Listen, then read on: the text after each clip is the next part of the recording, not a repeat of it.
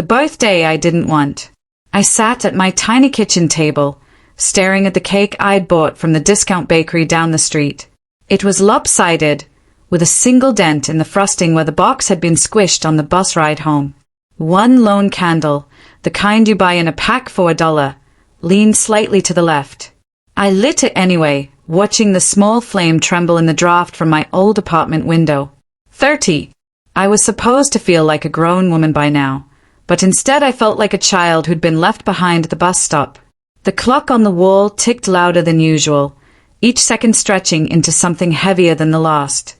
I tried to distract myself, pushing my fork through the frosting, pretending I didn't care that no one was here. No dinner out. No surprise visitors. Just me and the smell of overly sweet icing. That's when my phone buzzed. The screen lit up with my mother's name. For a moment, my chest lifted. Maybe she'd finally decided to wish me a real happy birthday. My fingers hesitated over the screen, afraid to open it, afraid to hope. Then I saw it. 5 words. Cold. Blunt. Final. We're done. Don't contact me. It felt like someone had pressed the air out of my lungs. I reread it 3 times, as if the meaning might change if I looked at it long enough. But it didn't. The phone grew heavy in my hand. I set it down, my fingers trembling. I knew she disapproved of me. She'd made that clear for years, ever since I left my steady job to start the business she called a foolish hobby. But cutting me off entirely? On my birthday? That was a kind of cruelty I didn't think even she was capable of. Her voice echoed in my head, as sharp and familiar as the click of her heels on our old kitchen tile. You're wasting your life, Emma. People like you don't start companies. They work for other people who actually know what they are doing. I hated that I could still hear her so clearly, that even after all this time, her words could still reach inside me and twist something deep. I put the phone face down. I told myself I wouldn't respond, that I wouldn't give her the satisfaction of knowing she'd gotten to me. But the ache in my chest refused to loosen. I thought about the last time we'd spoken face to face, a Christmas 3 years ago. She'd spent the entire dinner listing people from our hometown who had real careers, punctuating each example with a tight smile that told me I'd never measure up. I'd left early, my coat half-zipped, just to get out before I said something I'd regret. We hadn't seen each other since. The flame on the candle flickered, leaning dangerously toward the frosting. I reached out and snuffed it with my fingers. The room smelled faintly of smoke. A sharp knock pulled me from my spiral. My head jerked toward the door. Nobody ever knocked here without warning. My building was the kind where you minded your own business, where neighbors were faces you recognized but never names you learned. I hesitated, glancing at the clock. 8:17 p.m., whoever it was. I wasn't sure I wanted company. The knock came again. 3 short raps, firm but not impatient. I opened the door to find Mrs. Rivera from down the hall holding a small plate covered in foil. Her silver hair was pulled back into a bun, and her wool cardigan hung loosely around her narrow shoulders. "Feliz cumpleaños," she said softly, holding out the plate. I made flan. Too much for me to eat alone. I blinked, caught off guard. "How did you know it was my birthday?" She smiled faintly. "You told the mailman last week when your package was late. Walls here are thin, querida." How kindness cracked something in me I'd been holding together all day.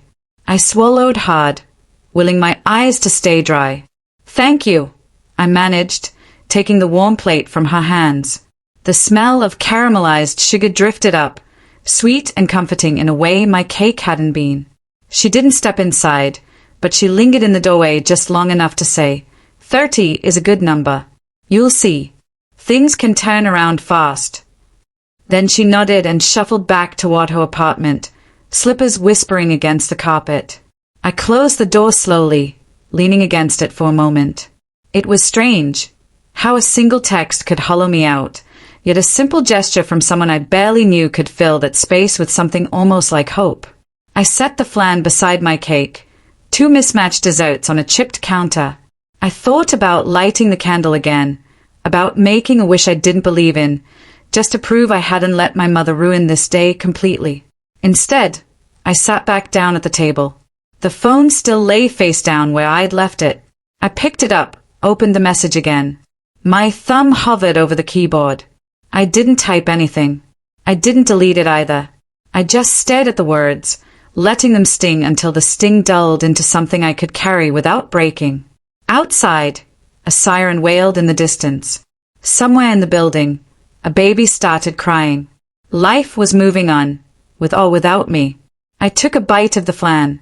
It was smooth, creamy, sweet, the kind of thing you eat slowly because you don't want it to end. And for the first time all day, I felt not happy, exactly, but not entirely alone either. The weight I carried. The knock from my neighbor faded into memory as the hours passed, replaced by the low hum of my refrigerator and the bitter scent of burnt coffee hanging in the air. My kitchen table had become a battlefield, a cluttered mess of envelopes with red stamps, half-open letters, and the long, curling receipts from grocery runs I could barely afford. The numbers stayed up at me like accusations. The mug in front of me was chipped on one side, steam curling faintly from the dark liquid inside. I'd forgotten it on the burner, and now the acrid smell clung to the room like a bad memory. Every time I took a sip, it reminded me of the choices I'd made, staying in this fight for my company when any sensible person might have walked away months ago. My phone lit up again. Any updates on payroll? The message was from Ava, my lead developer. She was a single mom, and I knew every delay meant more than just numbers in a bank account. It meant her fridge stayed empty a little longer. I tapped the screen but didn't reply. My thumbs hovered, but what could I say? No, nothing yet. Still hoping for a miracle. One by one, more messages came through. Daniel asking if the client contract had been signed. Miles wondering if we should start looking for other work. The dots from my team popped up, disappeared, then reappeared again. Even through text, I could feel their hesitation, their fear. I leaned back, the chair creaking beneath me, and closed my eyes. That's when the memory hit, sharper than I expected. It was late, almost midnight, and I was standing in the office alone. The walls were bare except for a whiteboard with smudged notes from a brainstorming session that had once filled me with hope. I'd been on the phone with the credit card company, trying to extend my limit just enough to pay the electricity bill. "Sir, your balance is already at the maximum," the rep had said, her voice clipped and polite. "Just a few hundred more," I'd begged. My voice cracked. "I have people counting on me." The pause on the other end was long enough to tell me everything I needed to know. When I finally hung up, I took the card from my wallet and stared at it under the fluorescent light. The plastic felt thin, flimsy, so fragile for something that had decided whether I could keep the lights on. That night, I swiped it one last time at the 24-hour payment kiosk. Watching those numbers clear just enough to give me 3 more days of power felt like winning a battle I was destined to lose. The vibration of my phone snapped me back to the present. This time, it wasn't a work message. It was Jason, my best friend since high school. "Come out with me tonight. 1 drink. My treat." I stayed at the text. Jason meant well. He'd been there through breakups, through the early days of my business when we'd work side by side on my dining table, convinced we were building something unstoppable. But right now, the idea of pretending everything was fine felt impossible. "Rain check," I typed. Then I erased it. Then I typed it again. My thumb hovered over send. I finally sent it, adding a quick, "Busy night." The truth was, I didn't want him to see me like this. Jaw tight, shoulders hunched, with the weight of unpaid bills pressing down on my chest like a physical force. I reached for my phone again, scrolling aimlessly until I found myself in the photo gallery. I didn't even know what I was looking for until I saw it, a picture of my mom and me from years ago. It was my graduation day. She was smiling, her hand resting on my shoulder, her eyes proud in a way I hadn't seen in years. My dad had taken the picture, telling us to lean in closer. I remembered that moment, the warmth of her touch, the way she had whispered, "You did it." Somewhere along the way, that warmth had cooled into something else. disappointment, distance, conversations that felt like minefields. I swiped through more photos, and each one was like peeling back layers of time, birthday dinners, holidays, moments where her laughter filled the frame. I searched her face in each picture, wondering when exactly her expression had changed. Was it gradual, or had it been one sharp turn I never saw coming? The kitchen felt smaller now, almost closing in on me. The burnt coffee smell was making me nauseous. I stood and poured it down the sink, the liquid swirling into the drain like the last few dollars in my account. On impulse, I grabbed my jacket and stepped outside. The evening air was cold, sharp enough to wake me up a little. I didn't have a destination, just the need to move. My feet took me past the small grocery store on the corner, where the owner always greeted me like an old friend even when I could only afford a few basics. Inside, the warm lights felt like a small escape from the tension of my apartment. I walked down the aisles, not really shopping, just existing somewhere else for a moment.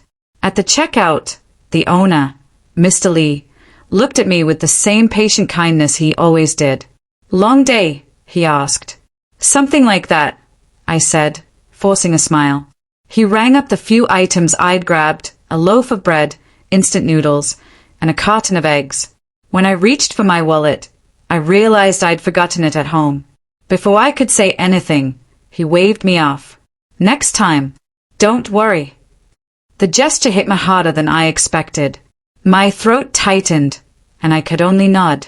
Back in my apartment, I set the groceries on the counter and stared at them for a long moment.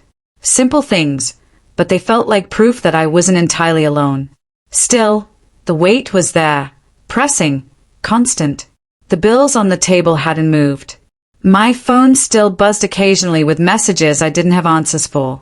And in the back of my mind, my mom's voice echoed. Not the proud one from graduation day, but the sharp one from more recent years. "You wasted your life on that dream." I sat back down at the table, the hum of the fridge filling the silence, and stared at the papers in front of me. For the first time that night, I let myself whisper into the empty room, "I don't know how much longer I can carry this." And the truth was, I didn't. The dinner I almost skipped. When my aunt's text popped up earlier that afternoon, "Dinner at my place, 7 p.m. small family gathering. Hope you can make it red hot hash." I stared at the blinking cursor of my reply for longer than I should have. My fingers hovered over the keyboard, but my chest felt heavy. I could already imagine the clinking of silverware, the polite smiles, the quiet stays when conversation hit a lull. The idea of sitting in the same room as my mother, pretending everything was fine, felt like swallowing a mouthful of glass. I almost typed sorry, busy, but guilt crept in. My aunt had always been the quiet glue in the family, the one person who never openly judged me when things got bad. She used to send me leftovers when I couldn't afford groceries. If I said no, she'd hear the lie in my voice. So I forced myself to send back, "Sure, I'll be there." By 6:45, I was parked outside her house, my hand still gripping the steering wheel. The warm glow of the living room lights leaked through the curtains, making the place look almost too inviting. My stomach churned. I told myself I'd just stay for an hour, enough to be polite, then leave before the conversation turned sharp. The moment I stepped in, the familiar smell of roasted chicken and rosemary hit me. My aunt appeared from the kitchen, wiping her hands on a dish towel, her eyes lighting up as if I was someone she'd actually been excited to see. She hugged me tightly. "I'm so glad you came," she said, and for a brief second, I was too. But the warmth didn't last. In the dining room, the table was set neatly, candles flickering in glass holders, their flames swaying every time someone passed. My uncle was pouring water into glasses, my cousins were on their phones, and my mother sat across the table, perfectly poised. She glanced up just long enough to acknowledge my presence with a thin smile. No hug, no hello, just a polite nod, as though I were an acquaintance she barely knew. I took a seat at the far end, deliberately placing myself beside my aunt instead of next to her. My phone was face down, screen dark, because I didn't want to give anyone the impression I was half present. Dinner began quietly. My aunt passed me the potatoes. My uncle cracked a joke about his golf swing. My cousins talked about new cars and weekend trips. My mother joined in with soft laughter for everyone else. But not once did she direct a word toward me. Halfway through the meal, I caught her voice drifting over the table, softer than before, speaking to my cousin on her left. "Still no real job," she said, as if I weren't even there. "Just that little project of theirs." I froze, fork suspended in midair. My cheeks burned, but I kept my eyes on my plate. I told myself not to bite, not to give her the satisfaction of a reaction. But her words dug deep, scraping against every old wound she'd ever left behind. I took a slow breath, cutting into my chicken as though the sound of the knife against porcelain could drown her out. Then my phone buzzed. Once. Twice. Persistent. I flipped it over just enough to see the name. Ethan. My business partner. He wouldn't call during dinner unless it was important. I hesitated.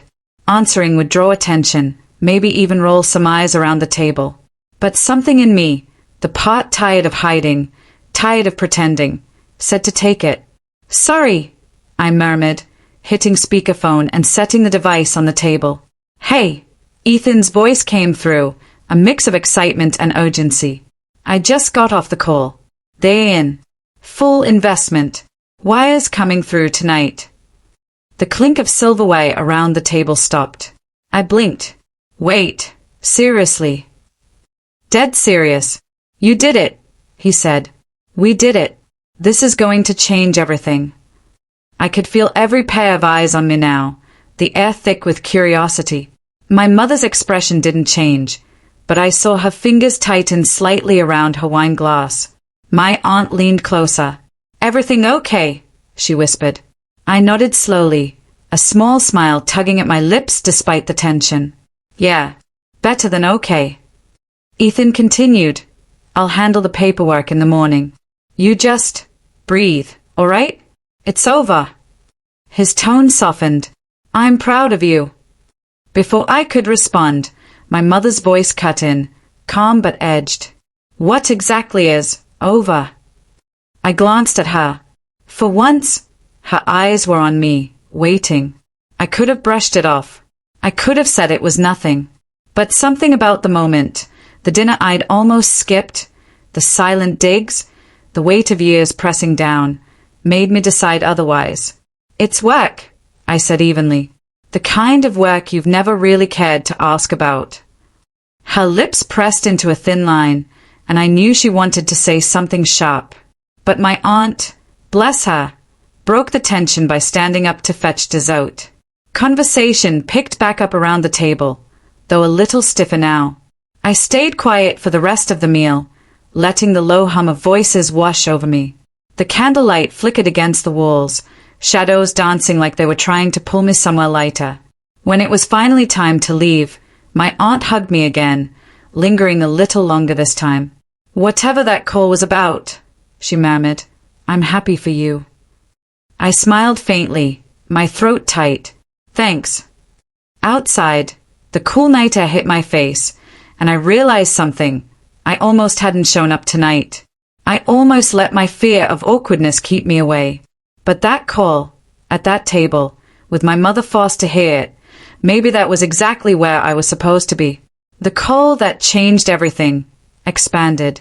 My partner's voice bursts through the tiny phone speaker, overflowing with an energy so contagious it feels like the air in the room changes instantly. "We did it," he says, almost tripping over his own words. "It's official. Signed. Multi-year contract. Hundreds of millions locked in." The chatter around the table doesn't so much fade as it freezes, like a film suddenly paused mid-scene. Forks are suspended in the air, bites of roast and green beans hanging halfway to mouths. The faint clink of cutlery hitting porcelain is the only sound. I feel every gaze land on me at once, heavy and questioning. My mother, who had been focused on slicing her chicken with meticulous precision, stops. Her knife is still pressed against the meat, her fingers tight around the handle. Her eyes lift to mine, and for a split second, I think I see the woman who once cheered me on at school talent shows, her face glowing with pride. But it flickers, replaced by something else, something tangled between disbelief, curiosity, and an emotion I can't yet name. Across from her, my aunt leans back in her chair, her lips curling into a faint smile. She's the only one who breaks the silence. "Good for you," she whispers, almost as if saying it too loudly might disrupt the fragile balance of the room. My mother says nothing. I place my napkin back on my lap and meet her gaze without flinching. My partner's voice is still coming through the speaker, rambling about timelines, press releases, and how the deal puts us on the map globally. I catch fragments. Biggest contract yet. Investors over the moon. Next step. Expansion. But my mind is splitting its attention between the magnitude of what's happening on that phone and the tension radiating from across the table. Wait, did I just hear that right? My cousin blurts out from the far end, his fork now resting flat against his plate. Hundreds of millions. My aunt answers before I can. That's what he said. My mother's wine glass trembles slightly as she takes a slow sip. Her voice, when it finally comes, is softer than I expected but edged with something sharp. That's quite a claim. It's not a claim, I say, my tone even. It's signed. My partner's voice breaks in again, louder this time. Tell them this changes everything. We talking international expansion, new hires, bonuses. This is the turning point. I glance at the phone, then at my family. You're on speaker, I warn him. There's a short pause, and then he laughs. Good. Then they can all hear how proud I am of you. None of this would have happened without your persistence. The word persistence lands heavier than he probably intended. I think of the nights I slept on the office floor, the mornings I showed up to meetings in the same clothes, the months when my bank account barely skimmed above zero. And I think of how none of that mattered here, at this table, until this very second. My aunt leans forward, eyes warm. That's incredible news, she says, genuine. You've been working toward this for years, haven't you? I nod, feeling my throat tighten unexpectedly. My cousin looks at me like he's seeing me for the first time. So, you're like, rich now? The question hangs there, blunt and naive. I shake my head slightly. It's the company that's rich. There's still a lot of work ahead. My mother sets her glass down with care, her face unreadable. Work you still don't consider traditional, she murmurs, not quite looking at me. The words sting, but they don't land the way they once would have. Instead, I find myself oddly calm, even steady. It's not traditional, I agree, but it works. There's another pause, thick, unspoken things floating in the air. The clatter of plates from the kitchen filters in faintly, the sound of my aunt's old clock ticking against the far wall filling the quiet. From the phone, my partner says, "Look, I'll let you get back to your dinner. Just celebrate a little, okay? You earned this." I promise him I will, even though we both know I probably won't. As I hang up, the silence around the table doesn't feel hostile. Exactly. It feels like everyone is recalibrating, measuring me against a version of me they've been holding onto for years, and finding the fit no longer exact.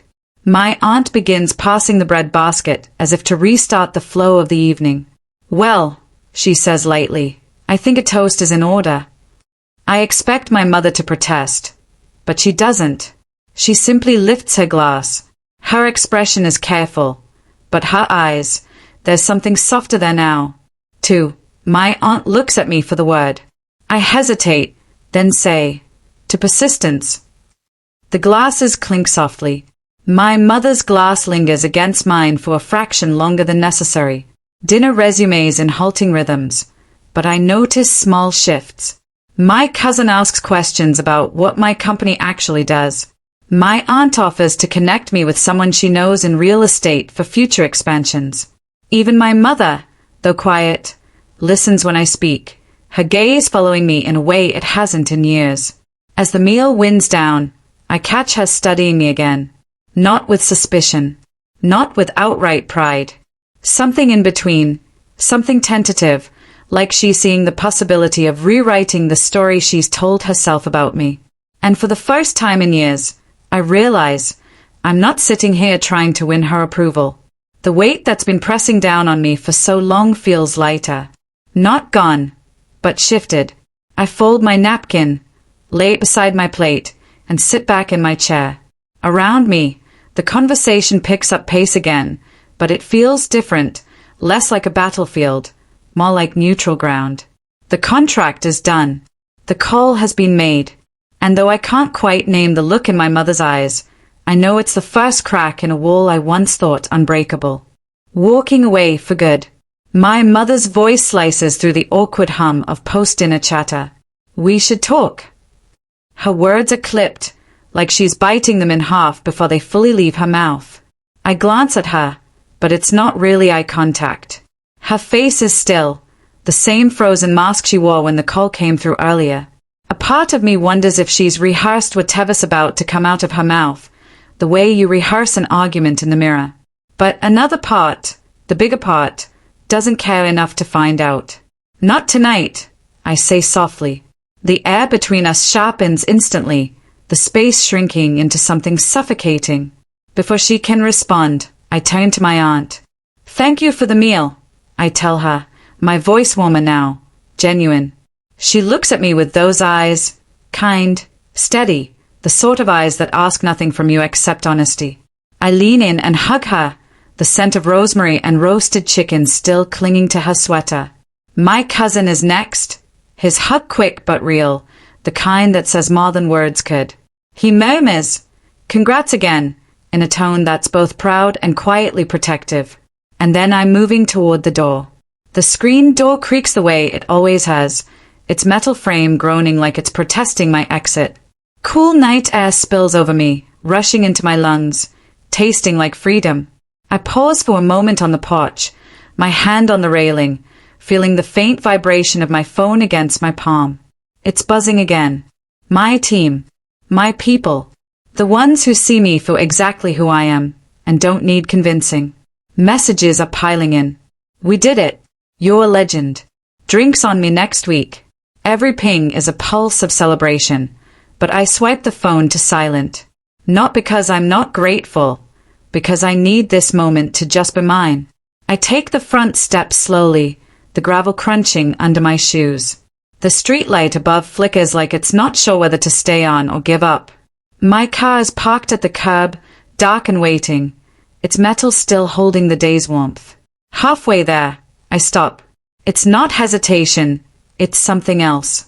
A recognition that the knot in my chest, the one I've carried for years, is gone. I can feel it. I'm not bracing for a comment, not waiting for the next little jab disguised as concern. I'm not angry. I'm free.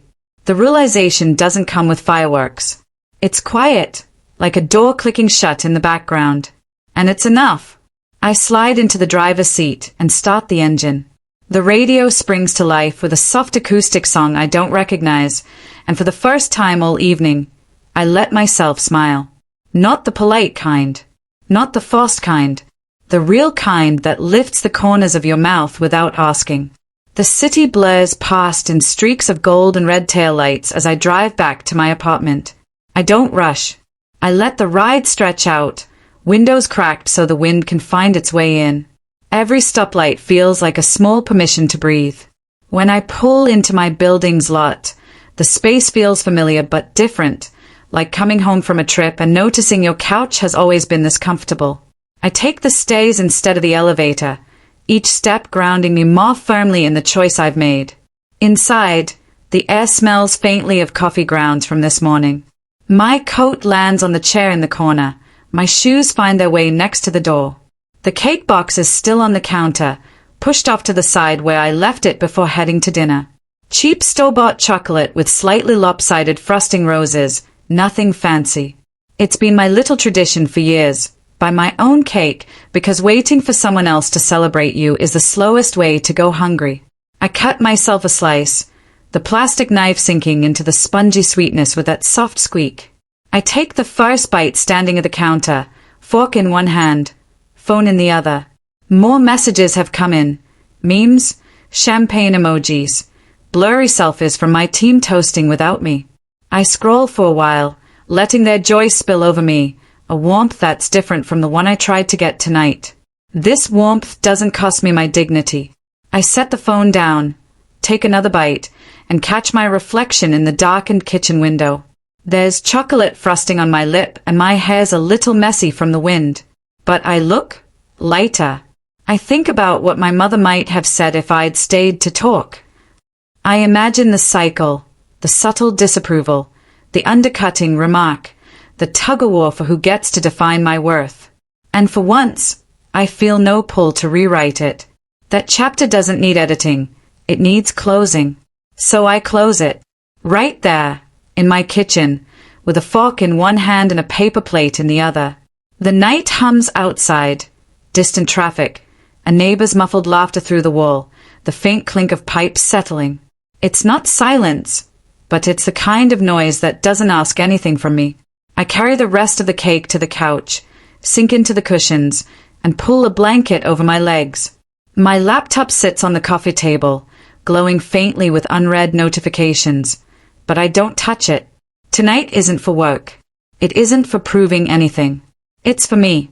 And that, I realize as I take another forkful of cake, is worth more than every nod of approval I've ever chased.